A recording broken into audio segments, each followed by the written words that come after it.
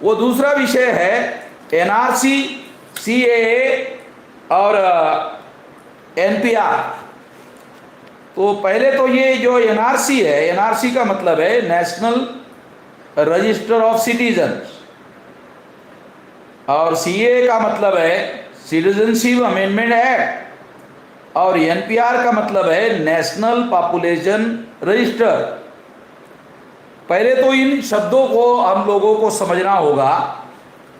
इसके बारे में हमने बहुत बड़े पैमाने पर सारे देश भर में अभियान चलाया था और उसके बारे में लोगों को जगाने का काम किया था।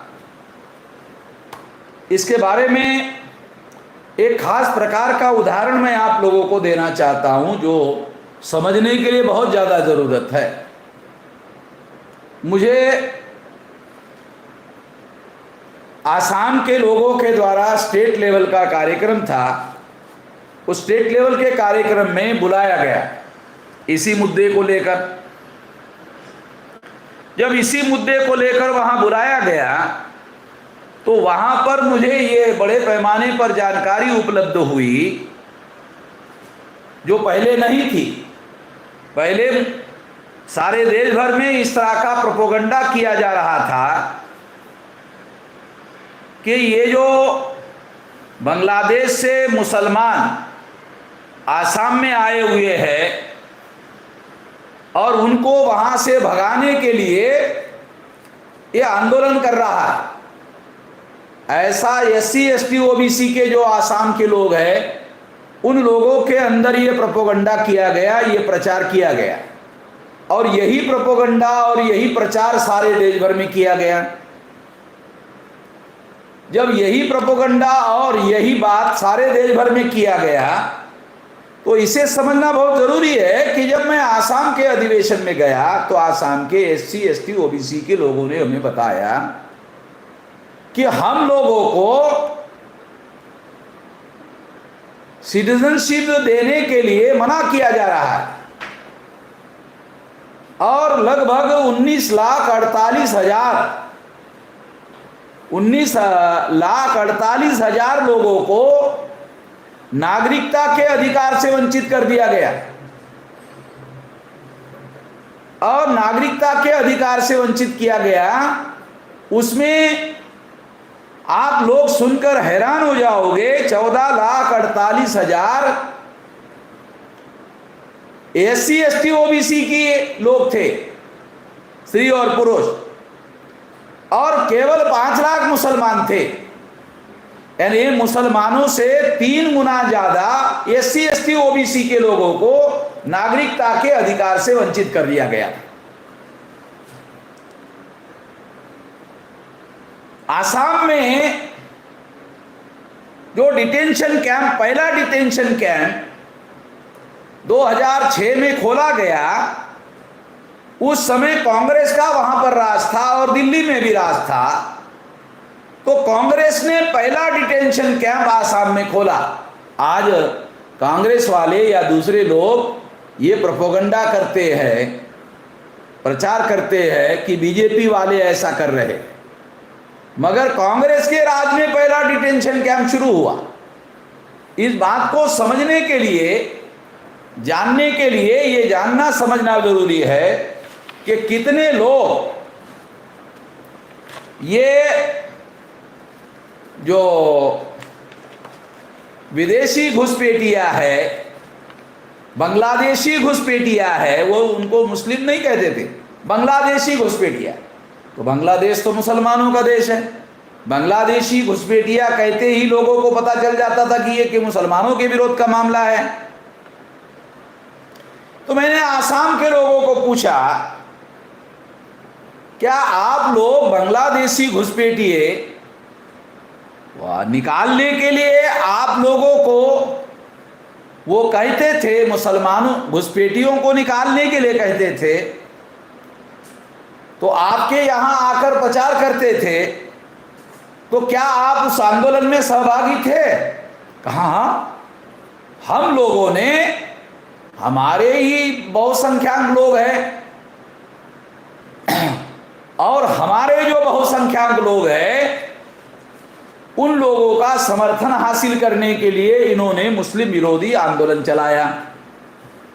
और हम SC ST OBC के लोगों ने, उन लोगों ने गुमराह करने के आधार पर हम लोगों को आंदोलन में शामिल करवाया। हम लोग उस आंदोलन में शामिल हो गए और आंदोलन में शामिल होने के बाद हमारा समर्थन लेके वो आंदोलन में उन्होंने हमको कहा कि मुसलमानों को खदेड़ना है, बांग्लादेश में वापस भेजना है। जब उन्होंने ऐसा किया तो हमारे SC ST OBC के लोगों का ही साथ लेकर किया। हमारे लोगों ने ही, SC ST OBC के लोगों ने ही उनको साथ दिया। और अभी जब आसाम के अधिवेशन में मैं गया तो आसाम के लोगों ने, SC ST OBC के लोगों ने मुझे कहा कि हमारे लोगों को नागरिकता से वंचित किया जा रहा है। और बाद में मेरे पास आंकड़ा आया 14,48,000 SC ST OBC के लोगों को विदेशी नागरिक घोषित किया गया और उनके सारे अधिकारों को छीन लिया गया। उनके वोटिंग राइट को छीन लिया गया, उनकी प्रॉपर्टी को छीन लिया गया, उनको डिटेंशन कैंप में भेज दिया गया। तो इतना सारा षड्यंत्र किया गया, इतना भयंकर काम किया जा रहा है। तो सारे देश भर में प्रचार क्या हुआ? कौन किसने प्रचार किया? पहली बात, सारे देश भर में पहले तो कांग्रेस ने प्रचार किया कि ये जो CAA है, NPR है, NRC है, NRIC है, ये मुस्लिम विरोधी है। कांग्रेस ने प्रचार किया ये मुस्लिम विरोधी है। बीजेपी ने प्रचार किया ये मुस्लिम विरोधी है। कम्युनिस्टों ने प्रचार किया ये मुस्लिम विरोधी है। समाजवादियों ने प्रचार किया ये मुस्लिम विरोधी है। मीडिया ने, सारे देश के मीडिया ने प्रचार किया ये मुस्लिम विरोधी है। समाजवादी लोगों ने प्रचार किया मुस्लिम विरोधी है। NGO के लोगों ने प्रचार किया, हाई कास्ट NGO के लोगों ने प्रचार किया ये मुस्लिम विरोधी है। जब इतनी सारे संगठनों ने नेशनल मीडिया में, सो कॉल्ड नेशनल मीडिया में प्रचार किया,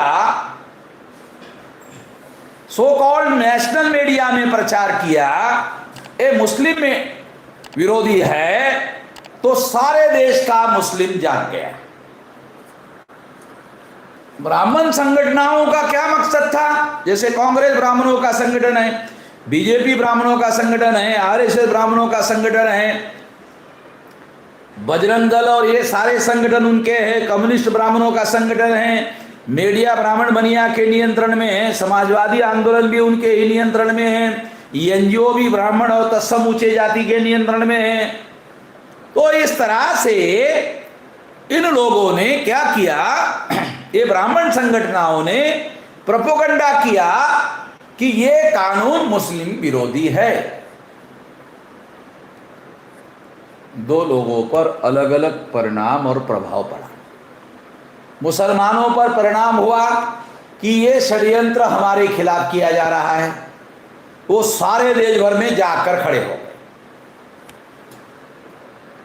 एक परिणाम हुआ। दूसरा, SC ST OBC के ऊपर क्या परिणाम हुआ इस प्रोपेगेंडे का? मुसलमानों के विरोध में है, हमें क्या करना है। SC ST OBC के ऊपर यह परिणाम हुआ कि तो मुस्लिम विरोधी है, हमें क्या करना है, ये तो हमारे विरोध में है नहीं। ब्राह्मणों का षड्यंत्र था कि ये मुसलमानों के विरोध में है, ऐसा प्रचार किया जाए। क्यों प्रचार किया जाए? तो इससे दो फायदे हैं। ब्राह्मणों ने सोचा इससे दो फायदे। क्या? मुसलमान जाग जाएगा, मुसलमान जागेगा तो प्रतिक्रिया करेगा, जब वो प्रतिक्रिया करेगा तो इसे हम लोग हिंदू मुसलमान का मामला खड़ा करने में कामयाब हो जाएंगे। तो मुसलमान प्रतिक्रिया करेगा तो प्रतिक्रिया में SC ST OBC के ऊपर प्रतिक्रिया होगी, और वो जो ब्राह्मणवादी संगठन हैं वो उनको ये समझाएंगे तो मुसलमानों के विरोध में है, तुम्हारे विरोध में तो है नहीं। तो वो मुसलमानों के विरोध में प्रतिक्रिया से ब्राह्मणों के साथ सड़ जाएंगे, ब्राह्मणों के साथ इकट्ठा हो जाएंगे, और इस तरह से बहुसंख्यक लोग ब्राह्मणों के समर्थन में खड़े हो जाएंगे मुस्लिम विरोध के प्रतिक्रिया में। मुसलमानों ने ये माना कि हमारे विरोध में है, मुसलमानों ने ये समझा कि ये जो कांग्रेस है ये हमारे फेवर में काम कर रही है, बीजेपी जो है वो मुस्लिम विरोधी है ऐसा प्रचार कर रही है, तो उससे उनको जागने का मौका मिल रहा। दूसरा, जो कम्युनिस्ट लोग हैं वो मुसलमानों के बीच में जाकर के जगाने का काम करने लग गए, और मुसलमानों की प्रतिक्रिया होने लगी कि कम्युनिस्ट लोग हमको जगाने का काम कर रहे, समाजवादी लोग हमको जगाने का काम कर रहे, और मीडिया के लोग हमको जगाने का काम कर रहे, ऐसा ओपिनियन मुसलमानों का बना। मगर वो लोग मुसलमानों को जगाने के लिए ऐसा नहीं कर रहे थे, ये कानून मुसलमान विरोधी है, ये कहने का मकसद मुसलमानों को जगाने का मकसद नहीं था, इसके पीछे मुसलमानों को जागृत करने का मकसद नहीं था, इसके पीछे मुसलमान अगर जाग गए तो प्रतिक्रिया करेंगे तो हमें हिंदू मुसलमान का मामला खड़ा करना आसान होगा, और फिर मुसलमानों के समर्थन में कोई खड़ा नहीं होगा, और इस तरह से हिंदू हिंदू हो जाएंगे, मुसलमान मुसलमान हो जाएंगे, और इस तरह से SC ST OBC को हिंदू बनाकर ब्राह्मणों के कैंप में ढकेलने के लिए हम उसका उपयोग करेंगे, ये मकसद था। मुसलमानों के अंदर लैक ऑफ लीडरशिप होने की वजह से, जैसे आजादी के आंदोलन में मुसलमानों के पास लीडरशिप थी, वैसी लीडरशिप ना होने की वजह से मुसलमान ब्राह्मणवादी लोगों का षड्यंत्र भांपने में कामयाब नहीं हो रहा है। साधारण मुसलमान या कोई भी कम्युनिटी के साधारण लोग अपने नेतृत्व से राह लेते हैं, राह दिखाने का काम नेतृत्व करता है, मगर यहां मुसलमानों ने भी मान लिया कि ये हमारे विरोध में है, वो ब्राह्मणवादी मीडिया ने भी कहा कि ये मुसलमान विरोधी है। उन्होंने इस बात को सोचा नहीं कि इसका परिणाम SC ST OBC के ऊपर होगा। ये बहुसंख्यक लोग हैं, इनकी संख्या देश में 74.5% है। अगर इतने सारे लोग प्रतिक्रिया में ब्राह्मणों के कैंप में ढकेल दिए जाते हैं तो मुसलमानों का संकट कम नहीं होगा, मुसलमानों का संकट और बढ़ जाएगा, खतरा बढ़ जाएगा। अगर बहुसंख्य लोग एक साइड में खड़े हो जाते हैं और मुसलमान के नाम पर चाहे कितना भी चिल्लाते रहे, तो वो लोग इस बात को मानने के लिए राजी नहीं होंगे। मैं आपको हमने 29 जनवरी को भारत बंद करवाया, बहुजन क्रांति के द्वारा भारत बंद करवाया सारे देश भर में। मीडिया वाले ने क्या प्रचार किया? ब्राह्मणों के मीडिया ने, शाहीन बाग वालों ने भारत बंद करवाया। इसका मतलब है उन्होंने लोगों को मैसेज दिया ये तो भारत बंद मुसलमानों के द्वारा किया गया। शाहीन बाग के लोगों को भी खुशी हुई, चलिए हमने बंद नहीं करवाया और हमको श्रेय मिल रहा, बड़ी खुशी है। उनको ये राजनीति समझ में ही नहीं आ रही है कि इससे उनका भारी नुकसान होगा। क्या नुकसान होगा? जब प्रतिक्रिया में बहुसंख्यक लोग विरोध में खड़े हो जाएंगे तो वो चाहे भारत बंद करे मुसलमान के नाम पर, उनकी बात मानने वाली नहीं है उनकी बात मानी नहीं जाएगी। तब तक नहीं मानी जाएगी जब SC ST OBC के जो लोग हैं वो तब तक, जब तक इसके विरोध में खड़े नहीं होंगे, और जब तक इसके विरोध में खड़े नहीं होंगे तब तक इस कानून का आधार कोलैप्स नहीं हो सकता। ये बात मुसलमानों ने समझने का काम करना चाहिए था, नहीं समझा, और ना समझने की वजह लैक ऑफ लीडरशिप है। दूसरी बात मैं कहना चाहता हूं कि ये कानून मुस्लिम विरोधी है, मुस्लिम विरोधी है, मुस्लिम विरोधी है, ये प्रचार करने के पीछे दूसरा एक और बड़ा मकसद था। वो मकसद क्या था कि एससी एसटी ओबीसी के लोगों को अंधेरे में रखा जाए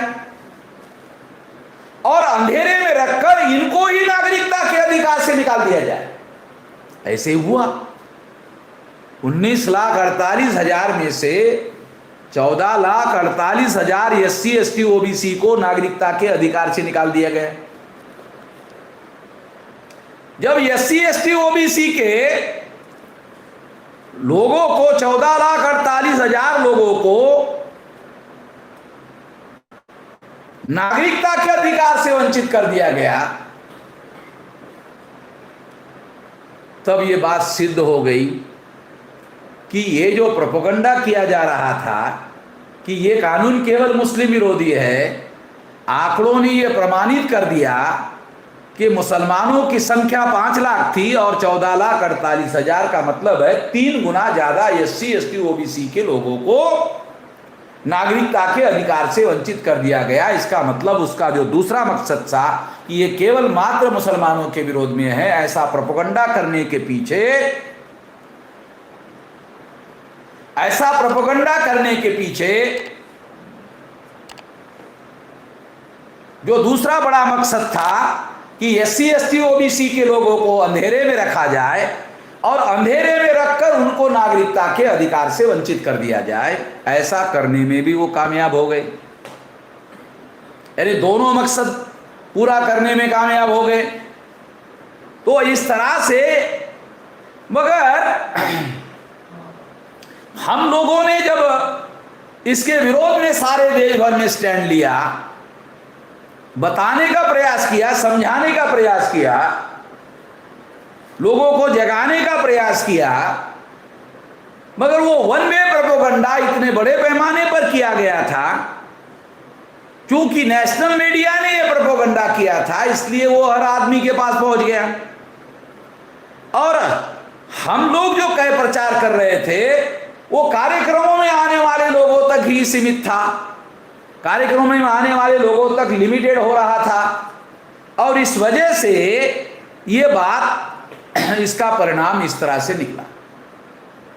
तो उस दौरान मुस्लिम साथियों के द्वारा ये कहा जा रहा था, मुस्लिम साथियों के द्वारा ये बताया जा रहा था, हम लोगों को बताया जा रहा था कि आपके लोग कार्यक्रमों में कम संख्या में दिखाई दे रहे हैं।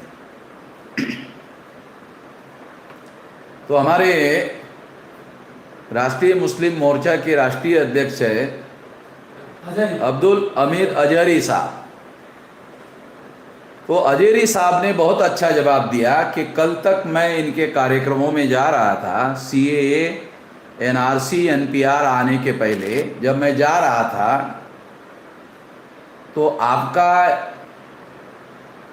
आपके कोई आदमी दिखाई नहीं देते थे इनके कार्यक्रमों में, और 2-4-5 टोपियाँ जब दिखाई देती थी नमाज वाली, तो मैं मेश्राम साहब को स्टेज पर कहता था कि 2-4 टोपियाँ दिख रही है, तो मैं उनको ध्यान में रखते हुए कुछ बात बताता। मैंने कहा जरूर बताओ, 2-4 लोग भी हमारे काम के हो सकते हैं। मगर सीएए, एनआरसी और एनआरआईसी और एनपीआर के बारे में जब दुश्मनों ने केवल मुसलमानों को जगाने का कार्यक्रम किया, तो बड़ी संख्या में मुसलमानों का सहभाग कार्यक्रम में होना शुरू हो गया।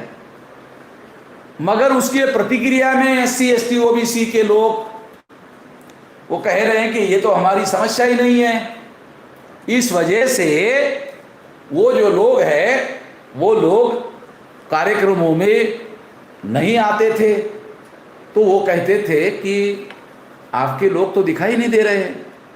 ये जो नेशनल लेवल पर मीडिया जो शैतानी का खेल खेल रहा था, मुस्लिम लोग इन बातों को समझ नहीं पा रहे थे, ये षड्यंत्र समझ नहीं पा रहे थे, ये लैक ऑफ लीडरशिप की वजह से समझ नहीं पा रहे थे। ये बात साथियों समझना जानना बहुत ज़रूरी है। SC ST OBC के लोगों को भी जानना समझना जरूरी है, और मुस्लिम समाज के लोगों को भी, जो दानिश्वर लोग हैं उनको भी समझना जरूरी है। SC ST OBC के 14,48,000 लोग नागरिकता के अधिकार से वंचित कर दिए गए। तो अब हम ये समझ रहे हैं, अब हमको ये बात समझ में आ रही है कि ये मुस्लिम विरोधी नहीं है। ये CAA, NRC, NRIC ये मुस्लिम विरोधी नहीं है। ये जो है ये वास्तव में SC ST OBC के विरोध में है। मगर SC ST OBC के लोग इस देश में बहुसंख्यांक है, उसके विरोध में अगर कोई ब्राह्मण स्टैंड लेता है, अगर वो स्टैंड लेता है तो वो बहुसंख्यांक लोग इकट्ठा हो जाएंगे देश भर में और फिर इन लोगों का बंदोबस्त कर देंगे। इसलिए खुल्लम खुल्ला उनके विरोध में कोई स्टैंड ले नहीं सकते। जब खुल्लम खुल्ला इसके विरोध में कोई स्टैंड ले नहीं सकते तो इसलिए उनके बीच में उन्होंने ये कानून केवल मुसलमानों के विरोध में है, इस तरह के प्रोपेगेंडा किया। अब हमें SC ST OBC के लोगों को इससे जाग जाना चाहिए। एक और बात भी मैं खास तौर पर कहना चाहता हूं कि सरकार ने ये कानून बनाया तो हमारे देश में क्या हालात है, हमारे देश में परिस्थितियां क्या है। तो जब अधिकारी पूछते हैं, हमारे लोगों को पूछते हैं, नौजवान को पूछते हैं कि भाई तुम्हारा बाप जो है वो कब पैदा हुआ, तो वो अपने दादी के पास जाता है कि दादी ये मेरा बाप कब पैदा हुआ। तो दादी उसको कहती है कि तो पूर्णिमा का दिन था, अमावस्या का दिन था, बरसात बहुत पड़ रही थी और मूसलाधार वर्षा हो रही थी, उस दिन तुम्हारा बाप पैदा हो गया। अब वो दोबारा पूछता है कि दादी वो कौन से साल की पूर्णिमा थी, कौन से साल की अमावस्या थी, कौन से साल की मूसलाधार बारिश थी।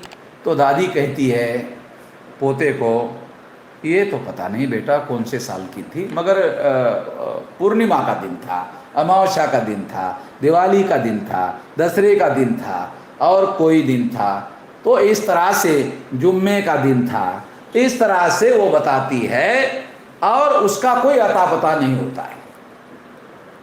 ये एक बात है। इसलिए हमारे लोगों के पास जन्म तारीख का कोई पता नहीं है, कहाँ जन्म हुआ है इसका कोई अता पता नहीं है। तो ये एक जानकारी हमारे देश में है। उसी संबंध में एक महत्वपूर्ण बात मैं आपको बताना चाहता हूं। वो बात यह है कि 1985 को भारत में यह कानून बनाया गया, जन्म तारीख वाला, बर्थ वाला, जन्म प्रमाण पत्र नोंद करने से संबंध में कानून 1900 को बना। जब कानून ही 1985 को बना तो हमारे लोग अगर सरकारी दफ्तरों में जाएंगे, हमारे पास तो कोई कागज है नहीं, अगर कागज लेना है तो सरकारी दफ्तरों से ही लेंगे, सरकारी दफ्तरों में ही कागज मिलेगा। मगर कानून पास हुआ है 1985 को, तो 1985 के बाद कागज रखना सरकार ने शुरू किया। सरकार कागज मांग रही है 1950 का, तो कहां कागज होगा, कागज कहां से होगा। दूसरी एक और अहम बात मैं बताना चाहता हूं कि 1951 में जब देश में जनगणना हुई तो भारत में जो जनगणना हुई, गिनती हुई, भारत सरकार ने उसका रिकॉर्ड तैयार किया। जनगणना का मतलब है रिकॉर्ड तैयार करना। घर घर का रिकॉर्ड तैयार किया गया, आज़ाद भारत में तैयार किया गया और उसके घर में जाकर उसको पूछा गया कितने लोग हैं, कितने बच्चे हैं, कितने स्त्री हैं, कितने पुरुष हैं, कब पैदा हुआ, क्या है उसकी उम्र कितनी है। जब ये सारा रिकॉर्ड 1951 में इकट्ठा किया गया तो भारत सरकार 1951 का डाटा डिक्लेयर क्यों नहीं कर रही है। अगर वो डाटा डिक्लेयर करती है तो सारा का सारा डाटा डिक्लेयर होते ही पता चल जाएगा कौन भारत में पैदा हुआ, कौन भारत में पैदा नहीं हुआ। एक बात है, मैंने ये उदाहरण देने के लिए बता रहा हूं, मगर भारत सरकार ऐसा कर नहीं रही है। उन्होंने कानून बनाया 1985 का, 1985 के बाद उनको कागज मांगने का अधिकार है, उनका अपना कानून है। जब उनका अपना कानून के अनुसार 1985 में बनाया तो 85 के बाद का ही कागज मांग सकते हो, पहले का कागज कैसे मांग सकते हो? कागज नहीं मांग सकते। और अगर मांगना है तो 1951 का जो जनगणना हुआ, उस जनगणना का डाटा तो भारत सरकार के पास ही अवेलेबल है, कौन भारतीय है कौन भारतीय नहीं है, वो डाटा पहले डिक्लेयर किया जाना चाहिए। वो डाटा वो डिक्लेयर कर नहीं रहे हैं। इसका मतलब है इसके पीछे जो विदेशी लोगों को भारत में खदेड़ना, ये मकसद नहीं है, इसके पीछे गुप्त मकसद है। एक गुप्त मकसद, इसीलिए ये गुप्त षड्यंत्र का मामला है, ऐसे कहा जा सकता है। दूसरा, 1955 में सिटीजनशिप एक्ट बनाया गया और उस सिटीजनशिप एक्ट के तहत लगभग 45,000 लोगों को भारत में नागरिकता दी गई।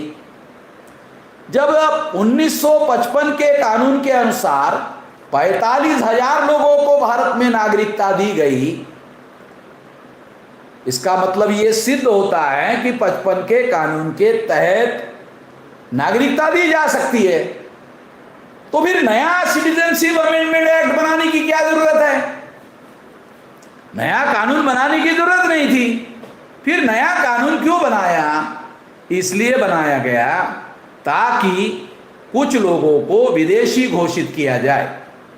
एक और बात भी मैं कहना चाहता हूं कि अगर कोई पाकिस्तानी भारत में आता है, अगर कोई अफगानिस्तानी भारत में आता है, अगर कोई बांग्लादेशी भारत में आता है, तो 14 अगस्त 47 तक तो सारे के सारे भारतीय थे।